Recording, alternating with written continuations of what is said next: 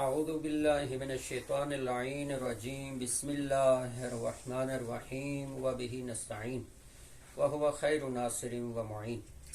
عزیزان گرامی، ہم آپ کے سامنے خطبہ شعبانیہ کو پیش کر رہے ہیں۔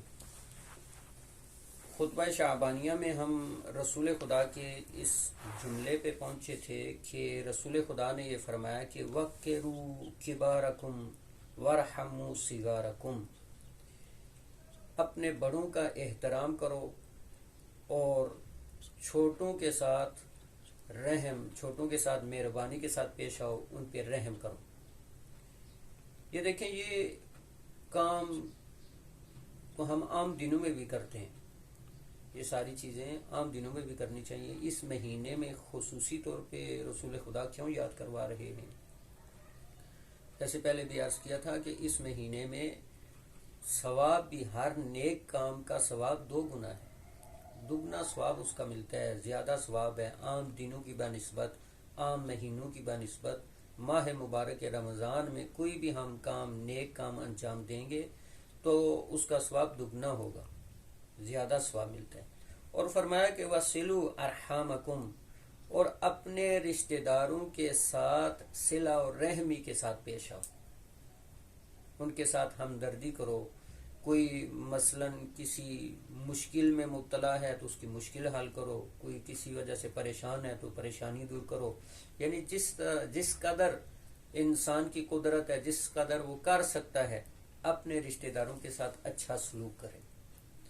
اور اسی بارے میں مولا کائنات نے بھی فرمایا صلہ رحمی کے بارے میں۔ مولا کائنات کا پورا وصیت نامہ ہے، یعنی جب مولا کائنات اس دنیا سے جا رہے تھے تو انہوں نے اپنے دونوں بیٹوں یعنی امام حسن اور امام حسین علیہ السلام کو وصیت فرمائی، اور وہی وصیت جو ہے وہ نہج البلاغہ میں، جو کہ مولا کائنات کے خطوط ہیں، ان خطوط میں سے یہ 47 نمبر جو خط ہے اور وصیت نامے کے طور پہ وہاں پہ ذکر ہوا ہے۔ مولا کائنات اس دنیا سے جب جا رہے تھے تو یہ وصیت فرمائی۔ تو اس وصیت کے چند جملے آپ کے سامنے میں اسی جملے کے ذیل میں آپ کے سامنے ذکر کرنا چاہتا ہوں۔ مولا کائنات نے فرمایا اوصیکما بتقوی اللہ، فرمایا کہ میں تم دونوں کو تقوی پروردگار عالم کی وصیت کرتا ہوں۔ اور میں 1-2 لائنیں چھوڑ کے پھر آگے جا کے جو اس مطلب کے ساتھ مربوط مطلب ہے وہ آپ کے سامنے پیش کروں۔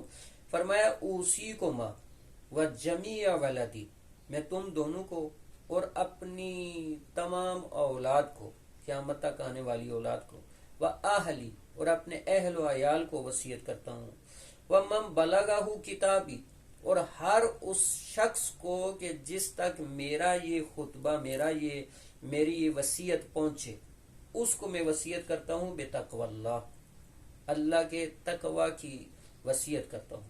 اور فرمایا وَنَظْمِ أَمْرِكُمْ، اور اپنے امور زندگی کو اس طرح منظم کرنے کی وصیت کرتا ہوں تاکہ کل روز قیامت وہ سرخرو ہوں، یعنی کل روز قیامت وہ وہاں پہ پریشان نہ ہوں۔ اپنے امور زندگی کو اس طرح نظم کرنے کی وصیت کرتا ہوں۔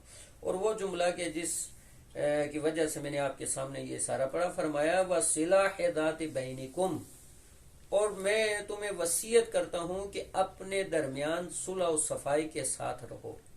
مثلا اپنے گھر میں، اپنے رشتہ داروں میں کوئی آپس میں اختلاف ہو جاتا ہے تو اسے حل کرنے کی کوشش کرو۔ اور فرمایا فَإِنِّي سَمِعْتُ جَدَّكُمَا، میں نے تم دونوں کے جد رسول خدا صلی اللہ علیہ وآلہ وسلم سے سنا، یقول، وہ فرماتے تھے۔ یہ جملہ جو لفظ یقول استعمال ہوتا ہے، اس کا مطلب ہوتا ہے کہ بار بار انہوں نے فرمایا، ایک دفعہ نہیں۔ یقول، وہ فرمایا کرتے تھے۔ کیا فرمایا کرتے تھے؟ صلاح ذات البین افضل من عامت الصلاۃ والصیام، وہ فرمایا کرتے تھے کہ اپنے گھر، اپنے رشتہ داروں کے درمیان، اپنی فیملی کے درمیان اگر کوئی آپس میں اختلاف ہو جائے تو وہ صلح کروانا، آپس میں دو جو مخالف یعنی ناراض ہو گئے ان کے درمیان صلح کروانا، یہ 1 سال کے نماز روزوں سے زیادہ افضل ہے۔ افضل من عامت الصلاۃ والصیام، ایک سال کے نماز روزوں کا جو ثواب ہے اس سے زیادہ یہ افضل ہے۔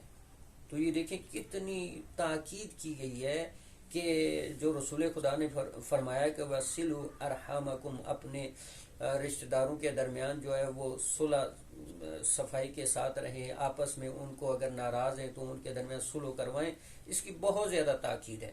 تو خداوند متعال ہمیں یہ توفیق عطا فرمائے کہ اگر گھر میں یا رشتہ داروں میں اپنے خاندان میں کوئی کسی وجہ سے آپس میں ناراض ہیں یا ہم کسی کے ساتھ ناراض ہیں تو آپس میں یہ ناراضگی دور کر کے صلح صفائی کے ساتھ رہنے کی کوشش کریں، اور خدا میں توفیق عطا فرمائے کہ اس ماہ مبارک رمضان میں جتنی ناراضگیاں ہیں ان سب کو ہم ختم کر سکیں۔